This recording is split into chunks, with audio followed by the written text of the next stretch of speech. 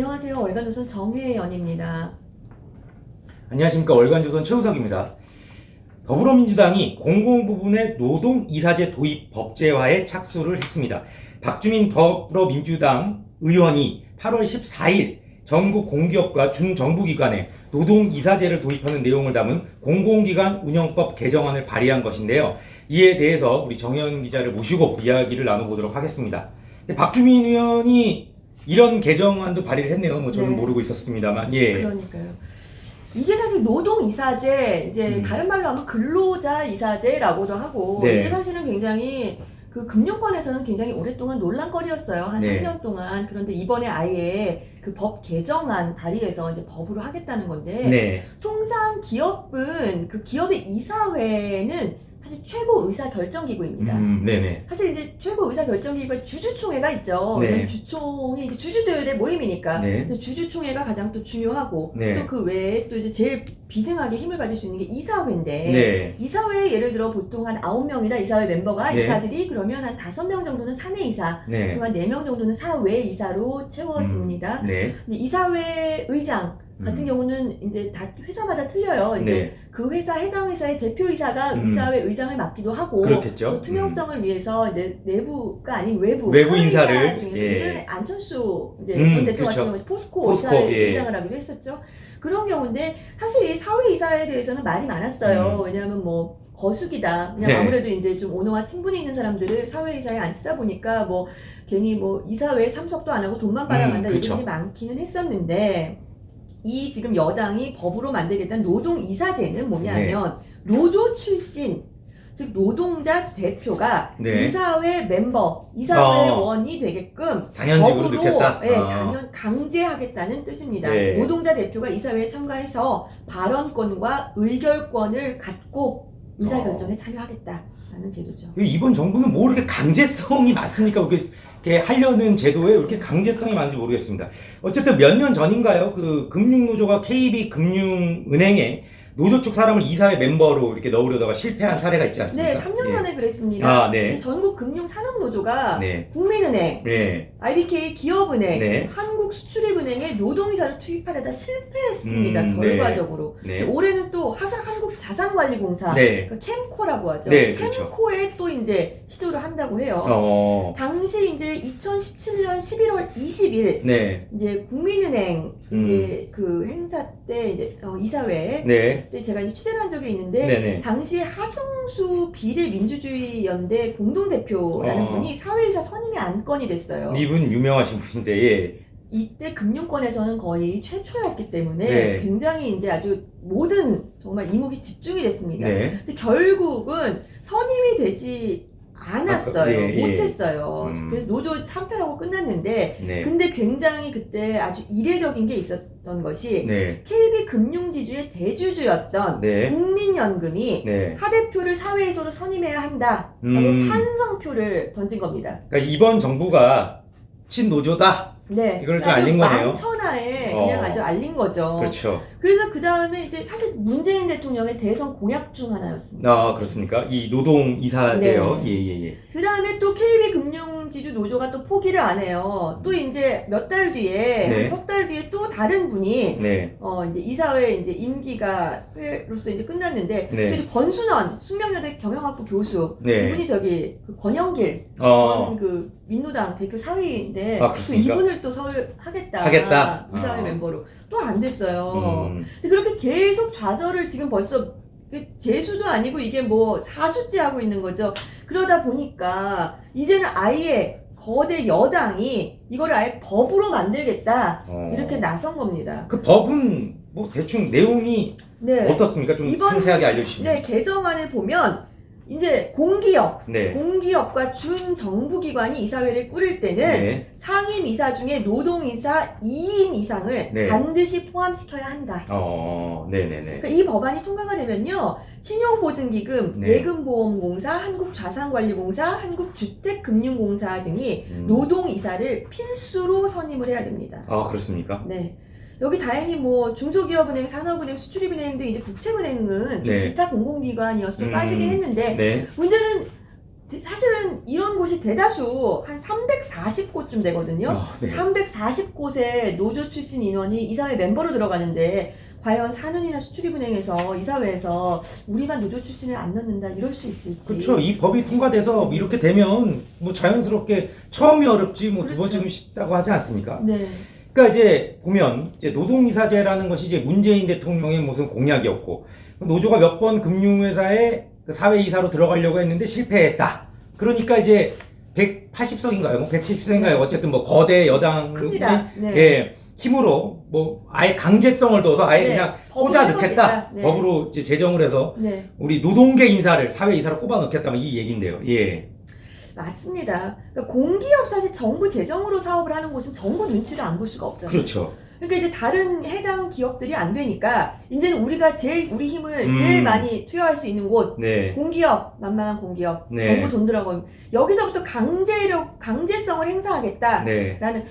그렇게밖에 해석이 되지 않는데 사실은 그 민간 부분에서도 금융권이 네. 예전에 이제 그 제가 3년 전에 2017년 제일 척파가 됐던 이유도 업의 특성 때문인데요. 네. 은행은 민간 부분이지만 공적 기능이 있습니다. 네. 사실 은행장은 사실상 대통령이 재가를 해야지만 은행장이 되기 때문에 그렇죠. 청와대 내정설이 항상 나오고 네. 또 은행은 주인이 없지 않습니까? 네. 그러니까 노조 입장에서는 자기들이 진입할 수 있고 가장 힘을 과시할 수 있는 곳이 그 어쨌거나 은행 이런 곳에 최종 의사 결정 기구인 이사회에 진입하기가 제일 쉬운 거죠.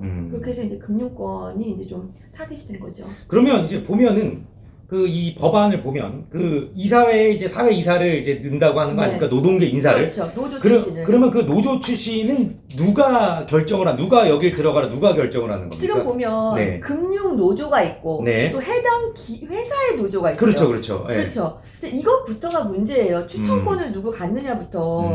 왜냐하면 네. 이걸 찬성하는 쪽은 어떤 입장이냐면 그 은행 노조 직원이 그렇죠. 노조원이 우리 사주 조합을 가진 은행 주주이기 때문에 네. 주주 자격으로 주주권을 행사하는 거다. 네. 사회이사 추천해도 된다. 그러니까 예를 들어서 K금융이면 KB금융 노조, 네. 뭐 우리금융노조 이렇게 노조원이 해도 된다는 쪽이에요. 네. 이제 금융노조는 더 상급 기관이니까 우리가 하겠다는 거고. 네. 근데 반대로 어떤 의견이 있냐면요. 만약에 우리 은행을 기준으로 한번 볼게요. 네. 2018년 기준입니다만 우리 은행은 자산이 260조 네. 원 중에 자기 자본이 20조 원입니다. 240조 원이 부채예요. 네. 그 얘기는 뭐냐 하면 은행에서 돈 빌려 쓰는 일반 고객 네. 그 사람들이 지금 240조 원에 대한 네, 빚을 갖고 있는 네. 거죠. 있는 거죠. 네. 그러면 노조가 만약에 우리 사주 조합을 갖고 있기 때문에 사회이사 추천권이 있으면 일반 예금자가 네. 또 가질 수 있는 거죠. 아, 그렇겠죠. 당연히. 그렇게 되지 않아요? 네. 네. 아니 지금 통상 생각을 해봤을 때 은행에서 근로자 비중이 큽니까? 아니면 은행을 이용하는 뭐 예금 예금자나. 또는 대출자 비중이 크니까? 그러니까 은행 사용자의 그렇죠. 비율이 훨씬 크죠. 훨씬 네. 크죠. 근데 그 사람들은 지금 가만히 있는데 은행 직원들만 우리가 우리 사주 조합을 갖고 있으니까 우리가 주주권을 행사해서 이사회에 멤버를 넣겠다? 이 좀 말이 안 된다는 게 보통 이제 네. 반대론자들의 의견입니다. 이게 보면 지금 2명을 넣는다고 했잖아요. 네. 사회이사로. 그 2명이 만약에 들어간다고 가정했을 때 네, 그 둘이 어떤 결정을 좌지우지할 수 있습니까? 할 수 있죠. 보통 그 이사회 의사결정 기구인데 이 사람들이 자기 의사를 관철시킬 수 없을 적어도 중요한 일을 막을 수는 있습니다. 아, 그렇구나. 못하게 그러니까, 하는 거죠. 네, 그러니까 예를 들어 뭐 누구를 잘 되게 할 수는 없어도 못 되게 네, 할 수는 있다. 그렇죠. 이런 의미네요. 노조로 인해서 이사회 의사결정이 늦어지고 네. 예를 들어서 만약에 뭐 이런 경우라고 보죠. 뭐 최악의 경우인데 네. 인건비를 줄이기 위해서 해외로 이전을 해야 된다. 네. 근데 이거를 노조에서는 해외로 이전하면 노조원들의 이제 일터가 없어지는 거니까 그렇죠. 필사적으로 말리겠죠. 네. 그럼 이사회에 들어가서 회사 전체의 경영 차원에서 보자면 가야 되는 해외 게 이전이 맞지만. 맞지만 노조 입장에서 보자면 네. 당연히 안 가야 되면 어떻게 해서든지 버티겠죠. 근데 네. 이 사람들이 노조 출신으로서 지금 이사회 멤버가 됐는데 이 사람이 지금 과연 회사 경영을 생각해서 어떤 의사를 피력하겠습니까? 아니면 노조원의 입장에서 의사를 피력하겠습니까? 지금 보면은 그 얘네들이 해서 죄송합니다. 그 거대 여당 이를 이제 밀어붙이려고 하는 노동이사제가 유럽에서는 뭐 이런 걸 도입하고 있었다고 해요. 아, 그렇습니까? 그래서 또 이제 가장 활발한 곳이 독일입니다. 독일. 독일은 500명 이상 근로자가 근무하는 사업장은 네. 공공과 민간을 불문하고 네. 근로자 이사, 노동이사를 두도록 규정하고 있습니다. 네. 제가 이제 과거 최준선 성균관대 교수를 만나서 취재한 건데요. 네네네. 그런데 이 노동이사제는 유럽에서조차 폐기 수순을 밟고 있는 중이다. 실패한 정책이기 때문에. 그렇죠. 예. 이거를 이제 노동이사제가 과연 기업의 성과에 얼마나 이바지했느냐를 이제 유럽 학자들이 실질적 연구를 했다 그랬는데요. 의미가 없다라는 네. 결과가 나왔다고 합니다. 그러니까 경제 상황이 어려운 유럽 국가들은 이 노동이사 때문에 번번이 어떤 네. 의사결정에 발목이 잡히고 자꾸 지연이 되고 하니까 네.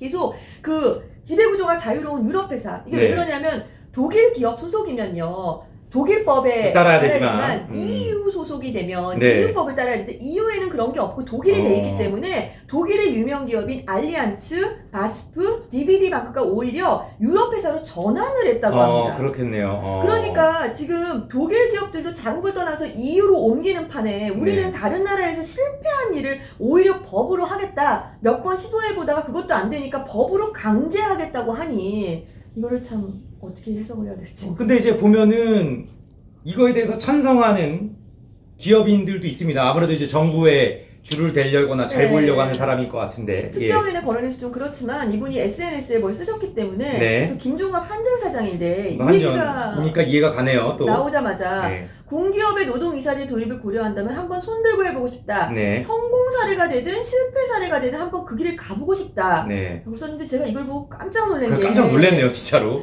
그 사장이라고 하면 CEO를 네. 한 사람들은 어떻게 해서든지 회사가 망하지 않게 해야 그렇죠. 하고 어떻게든 손실을 덜 보게 해야 되지 네. 한 푼이라도 더 벌어야 되고 그런 생각을 하는 분들 아닙니까? 네. 그런데 실패가 되더라도 그 길을 가보고 싶다? 그러니까요. 그 실패하면 누가 책임질 겁니까? 이 한전이라고 그런 건 우리 뭐 우리 전기 없으면 못 사는데 지금 뭐 우리 그 원전 없애고 네. 예 무슨 뭐 태양광으로 해서 네. 우리 뭐 이제 전기세도 더 내야 된다고 네, 그렇죠. 얘기 나오지 뭐 않습니까? 자명한 일이죠. 네. 이런 마인드를 갖고 있는 사람이 한전의 수장이니까 걱정이 되네요. 네, 그렇습니다. 그러니까 이제 정혜원 기자가 말씀하셨듯이 이미 독일에서는 독일뿐만이 아니라 유럽에서는 실패한 제도를 문재인 대통령은 대통령 공약으로 내걸었고 더불어민주당의 국회의원은 이거를 아마 지금 최고위원 당대표 선거에 나온 사람인데 박주민 의원이 이 사람은 그거를 지금 법으로 제정을 해서 냈습니다. 발의를 했습니다. 이거와 관련한 판단들은 이거를 보시는 시청자분들이 잘 판단을 해 주실 거라 믿습니다. 왜 이 정부는 이렇게 강제가 많은지 모르겠습니다. 강제가 자유민주주의 국가인데 대한민국은. 이번 시간 여기서 마치도록 하겠습니다. 예, 감사합니다.